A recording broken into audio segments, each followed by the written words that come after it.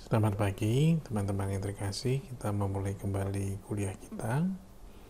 Kita sudah mengenal Nabi sayang, bagaimana Nabi telah berjuang dalam situasi bangsa yang harus mengalami peperangan di antara bangsa-bangsa di sekitarnya, dan ada risiko yang semakin memperburuk keamanan bangsa Israel sendiri, di mana Nabi pada waktu itu memilih mengajak bangsa Israel untuk lebih mempercayakan diri kepada Allah, untuk sungguh-sungguh bijaksana dalam menghadapi situasi yang tidak aman, dalam situasi yang sulit tersebut. Nabi Yesaya dari bab 1 sampai 39 kita mengenal tampil di wilayah Yehuda, sekitar pada tahun 740 sampai 710 Masehi. Dalam kitab yang pertama ini kita melihat ada nubuat ancaman kepada umat Allah, bangsa Yehuda sendiri, juga kepada berbagai bangsa yang memusuhi bangsa Yehuda. Lalu pada menjelang bab-bab terakhir dalam kumpulan pertama ini, kita melihat ada pewartaan bernada positif bahwa ada nubuat tentang janji bagi umat yang terlanda kemalangan. Dari bagian ini kita bisa melihat pribadi Nabi yang termasuk kalangan atas masyarakat, mempunyai istri dan 2 anak, dipanggil untuk tampil dalam keadaan umat Israel gawat di bidang politik, ekonomi, dan juga dalam kehidupan agama. Dalam situasi politik, ada kuasa politik yang menguasai Yehuda, yaitu kerajaan Asyur dengan ibu kota di Niniwi di daerah Mesopotamia. Yesaya mengajak supaya umat percaya kepada Tuhan saja, dan disitulah terjadi pertentangan hebat antara Israel dan Yehuda. Yehuda harus setia pada Allah, sementara Israel lebih memilih untuk berkoalisi dengan kerajaan Syria atau Aram untuk melawan Asyur. Pesan Nabi dalam bagian kita pertama ini, kita bisa melihat bahwa Allah adalah kudus. Kekudusan Allah itu juga harus terpancar di dalam diri umat, dan disinilah ada suasana, ada situasi pengharapan. Di dalam Allah yang kudus, umat bisa menaruh kepercayaan, dan situlah ada harapan. Memang tidak menutup mata pada waktu itu yang juga memperberat situasi bangsa terpilih adalah kenyataan adanya kemerosotan dalam hidup moral. Dan dengan pedas dan keras Nabi mengecam ketidakadilan yang juga membuat ibadat itu menjadi kehilangan jiwa, hampa dan kosong. Yang menjadi sasaran kritik Nabi adalah para pemimpin umat, raja, imam, dan para penguasa. Ini saya kira bersama dengan Injil yang kita dengarkan pada minggu biasa ke-27 hari Minggu ini atau kemarin. Dalam rangka ini Nabi Yesaya juga berbicara tentang keturunan Daud di masa mendatang, bahwa raja-raja Yuda yang dialami oleh Yesaya sangat mengecewakan Allah, tetapi di dalam Allah yang setia pada janjinya pada Daud, di masa mendatang dari keturunan Daud akan tampil seorang raja yang memadai cita-cita bangsa Israel yang digambarkan Yesaya.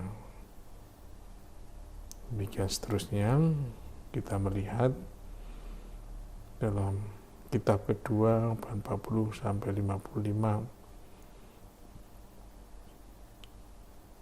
disebut sebagai kitab Didru Yesaya karena berasal dari seorang nabi yang mengatasnamakan Yesaya. Dan memang penulis ini juga memiliki keahlian, keterampilan yang hampir sama dengan Yesaya sendiri. Pesan dalam kitab kedua ini adalah juga tetap kekudusan Allah yang Maha Kuasa dan Esa yang tiada bandingnya, yang menjadi penguasa secara umat manusia. Allah mampu melaksanakan rencana penyelamatannya, dan umat Allah tentunya yang berdosa selain harus mengalami hukuman, juga dipanggil untuk berani percaya pada penyelenggaraan Allah sendiri. Demikian juga nanti silakan dibaca sendiri. Kita memasuki kitab Nabi Yeremia dan ratapan serta Baruk. Ada gambar yang tersaji di PowerPoint. Ya, Yeremia ini salah satu nabi yang cukup unik karena dia harus melakukan serangkaian macam tindakan kenabian. Ya, termasuk memikul belenggu, lalu kemudian juga tidak menikah, pun pula juga harus melakukan tindakan kenabian yang lain. Yang jelas nabi ini mengalami banyak juga penderitaan.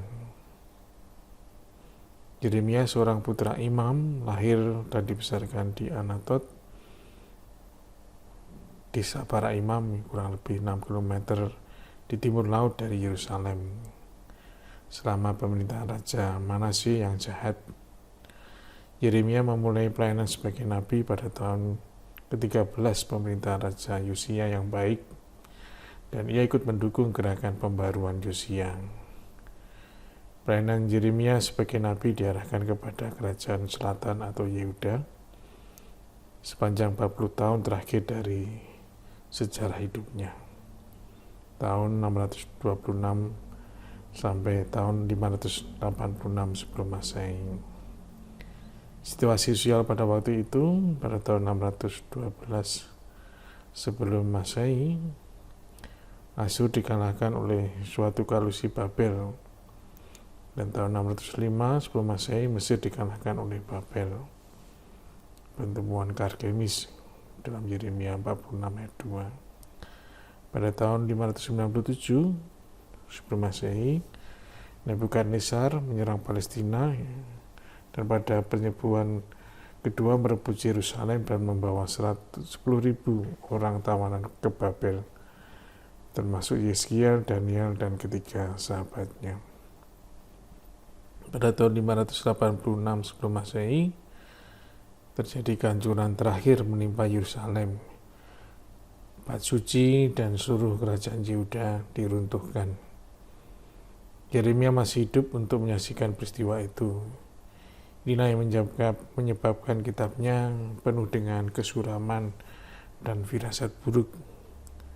Seorang nabi mengajak raja dan rakyat supaya menyerah saja sebagai satu-satunya jalan untuk meluputkan diri dari kemusnahan total.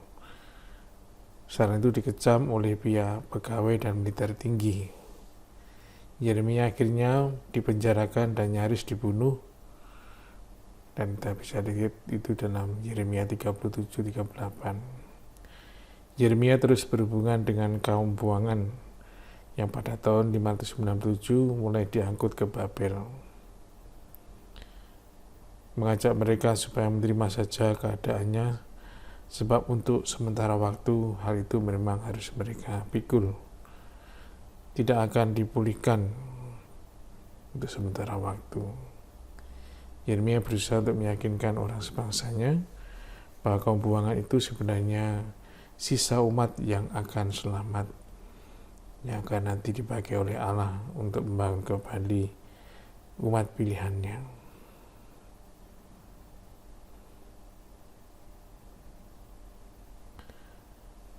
Dari kitab sendiri kita bisa melihat kitab Yeremia memang dibandingkan Yesaya ya, terkesan agak kacau dan tidak teratur. Ada sajak dan nubuat dan cerita. Yeremia menulis, kemudian dibakar, disusun lagi oleh Baruk, lalu kemudian diberi tambahan, dan juga dipulihkan ya, seperti yang sedia semula. Sebagian besar dari Yeremia dalam rentang waktu yang cukup lama, kitab Yeremia diolah dan disadur terus-menerus. Inilah menyebabkan ya tulisan Yeremia ya terkesan kurang mengalir dibandingkan dengan Yesaya. Dari bab 1 sampai 25 kita bisa melihat di situ termuat nubuat-nubuat berupa ancaman yang ditujukan kepada umat Israel. Lihat bersama dengan nada pewartaan Yesaya. Lalu berikutnya bab 25 sampai bab 5 menyajikan cerita-cerita tentang Nabi Yeremia sendiri, bagaimana dia bergulat berhadapan dengan seluruh bangsa.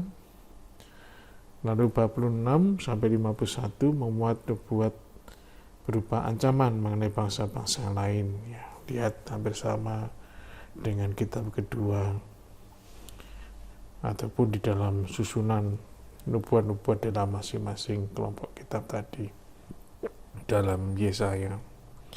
Lalu bab 52 berupa suatu tambahan yang diambil dari 2 Raja bab 24 ayat 18 sampai bab 25 ayat 2.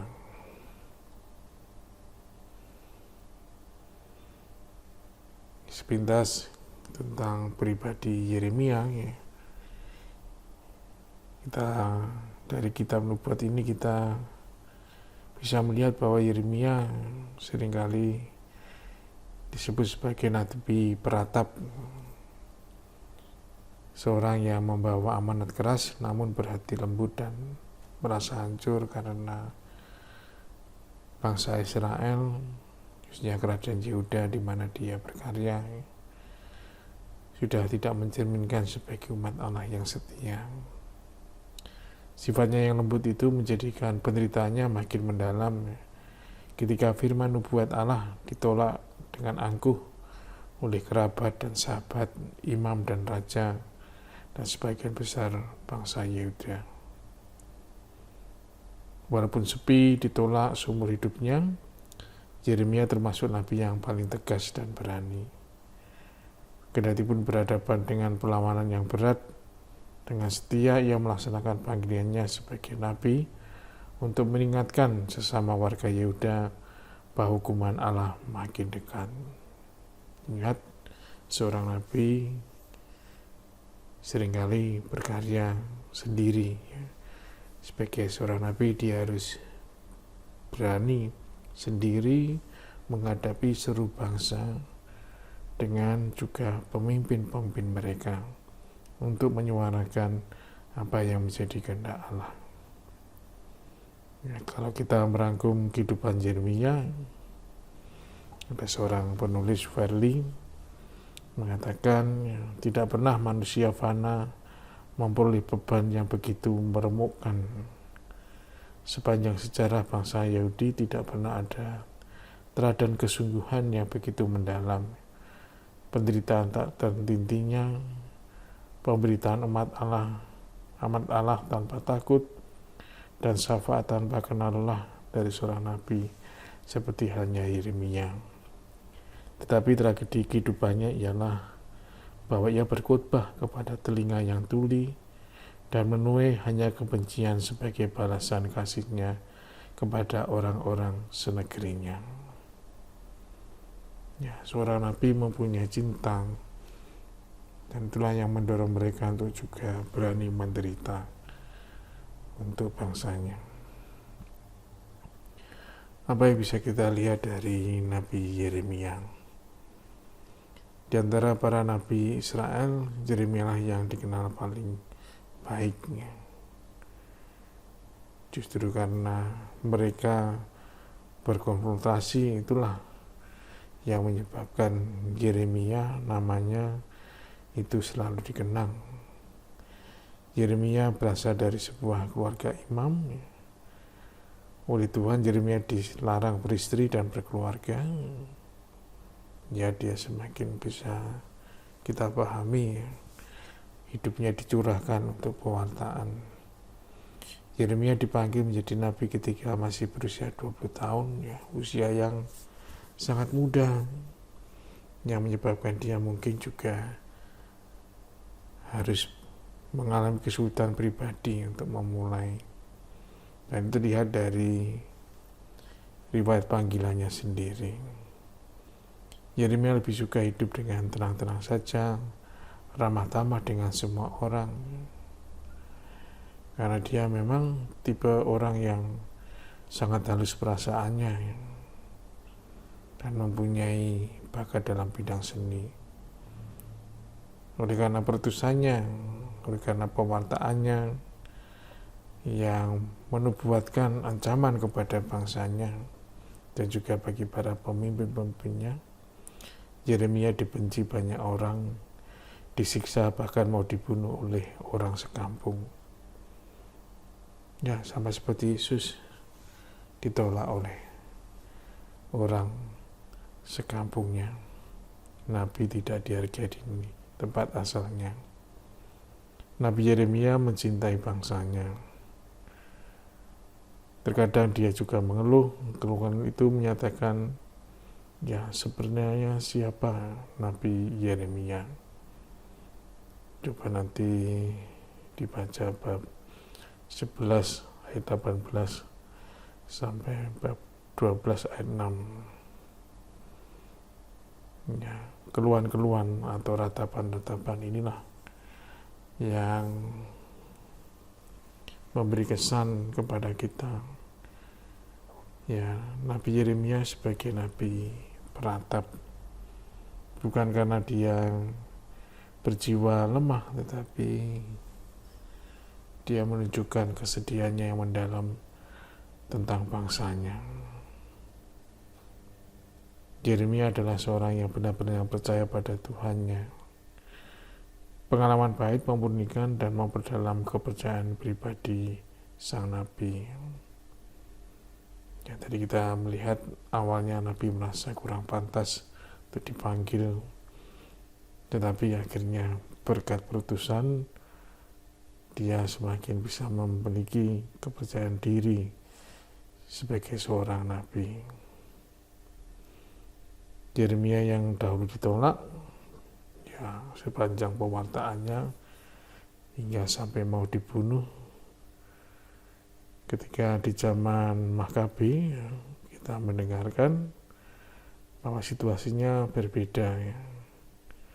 Dari 2 Makabe bab 2 ayat 1 sampai 8, bab 15 ayat 12 sampai 16, kita melihat bahwa orang Yahudi dalam masa Makabe ini menghormati Yeremia sebagai pelindung bangsa.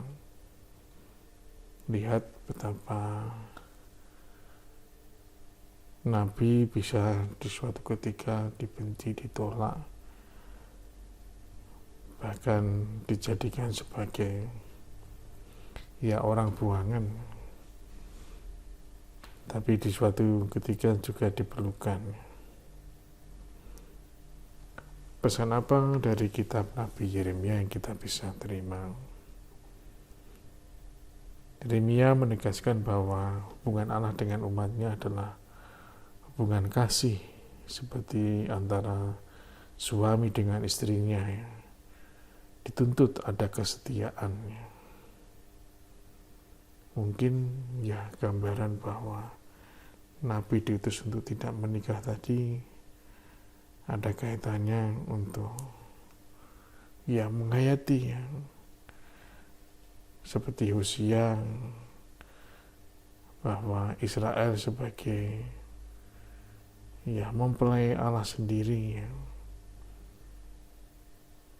Itu menyebabkan Ya, nada pewartaan para Nabi Yeremia sungguh-sungguh juga mengungkap kedalaman hati dan perasaannya. Sama seperti dosa keluar dari hati yang dilihatnya dan memisahkan dari Tuhan, ya. Demikian juga agama sejati yang menyangkut seluruh manusia, ya, harus keluar dari hati, ya. Tidak bisa kemudian kita menjalankan keagamaan yang tidak dari hati, keagamaan yang mengabaikan hati, di mana orang ya harus jujur. Masing-masing orang secara pribadi harus bertanggung jawab atas perbuatannya. Sarana lahiriah seperti tabut perjanjian, bait Allah, kurban dan sebagainya itu tidak mutlak perlu. Yang dilihat oleh sang Nabi adalah hatinya. Nah, ini senada dengan pewartaan Yesus. Percuma kalau orang memperhatikan ibadat lahiriah, tetapi jiwa dari ibadat sendiri diabaikan.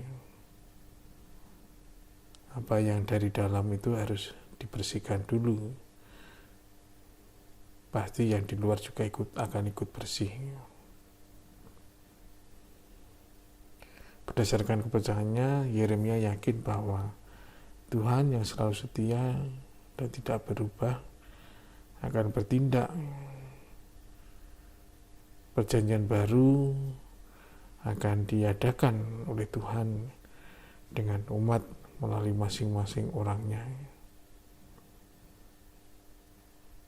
Ya, perjanjian baru ini yang juga meyakinkan ya dalam iman kita, ya, bahwa melalui Yesus Kristus Allah telah menetapkan perjanjian baru dan kekal.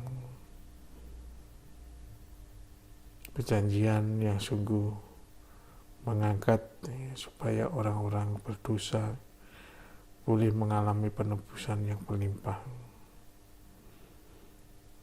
Pesan yang ketiga dari Nabi Yeremia, ya, agama sejati mempunyai ciri batiniah. Ya.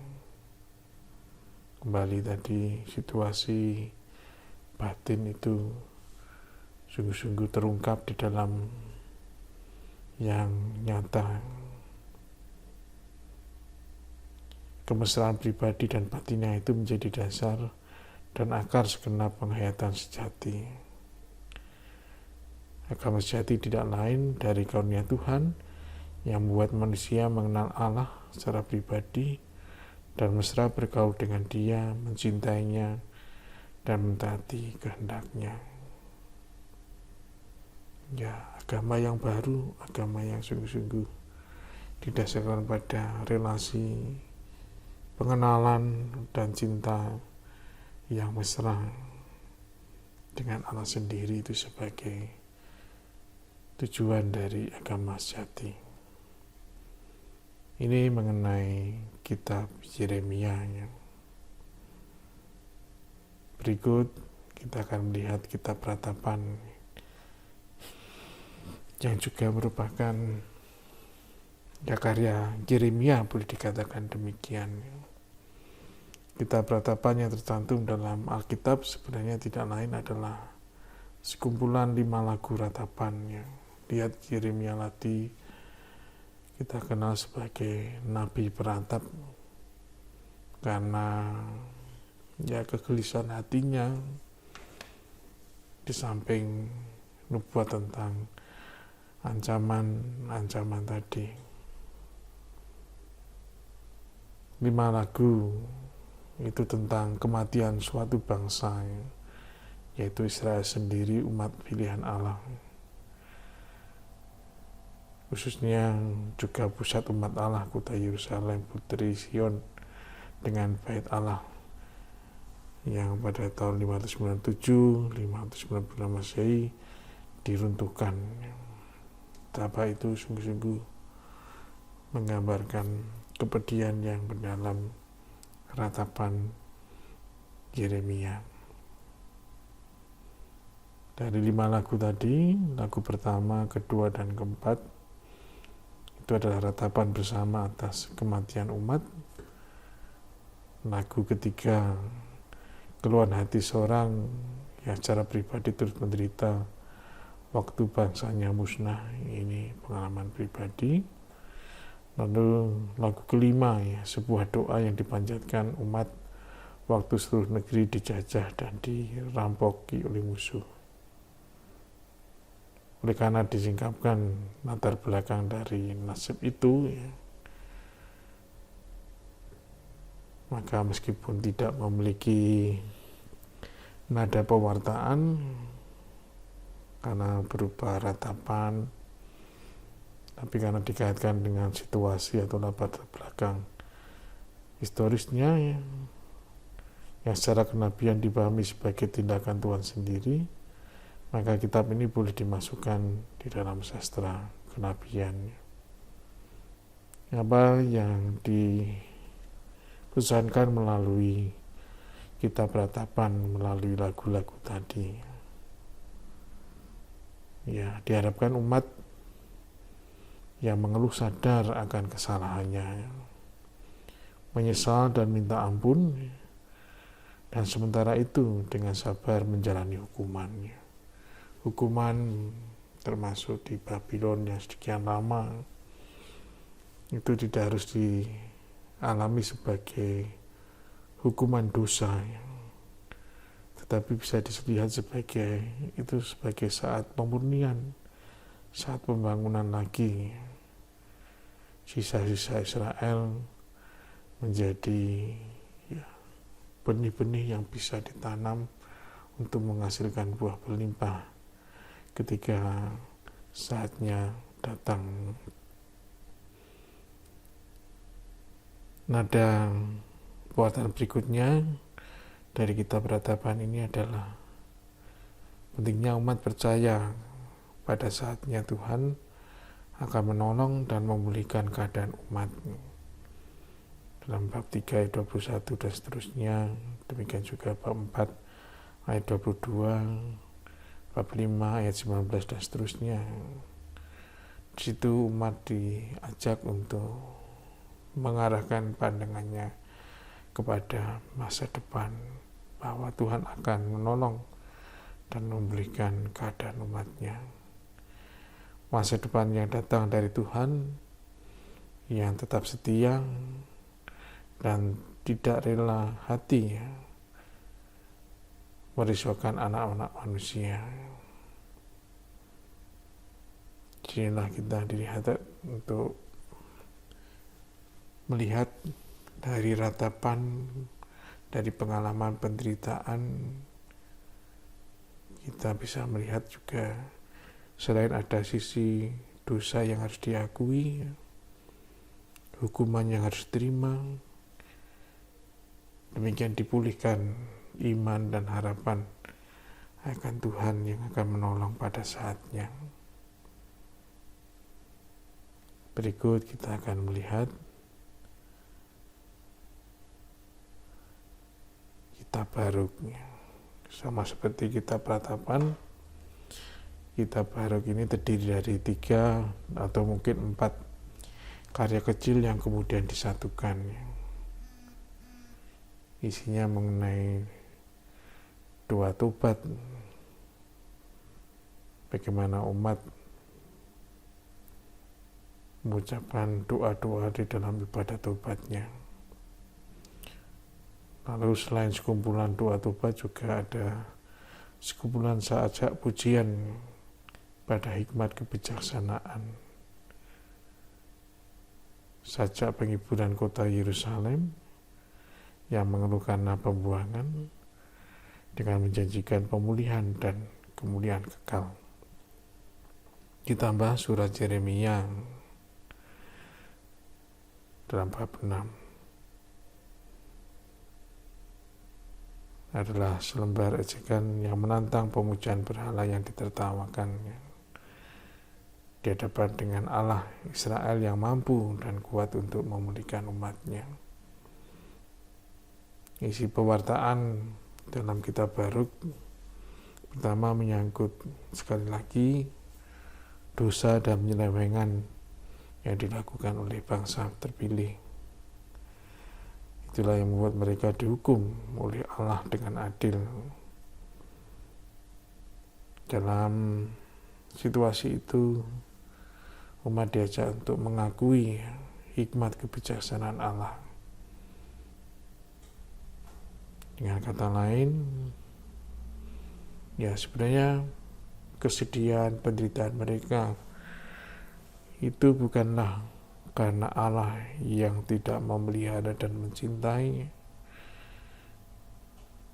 tetapi mereka sendiri yang mengambil rancangan sendiri, keputusan sendiri. Lalu pewartaan berikut berisi pentingnya umat memiliki kepercayaan yang penuh. Di sisi yang lain bertobat kembali kepada hikmat kebijaksanaan dan ketaatan. Melalui langkah itulah Allah akan juga mempunyai hati untuk memulihkan keadaan umat, membahagiakan dan memulihkan Sion setelah semua anaknya dan segenap umat Allah.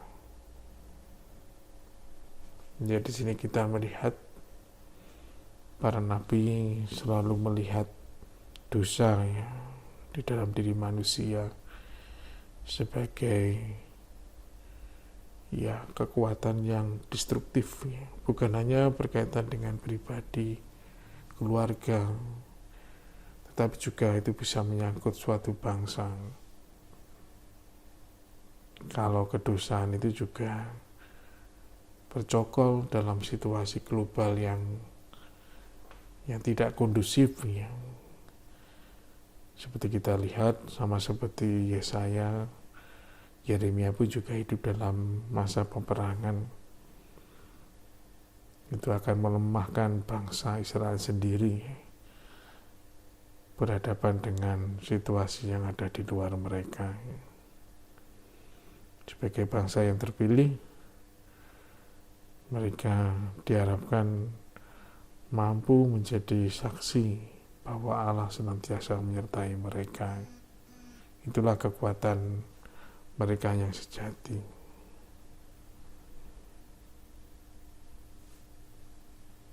Sekian penjelasan mengenai kitab Yeremia, Ratapan dan Baruk,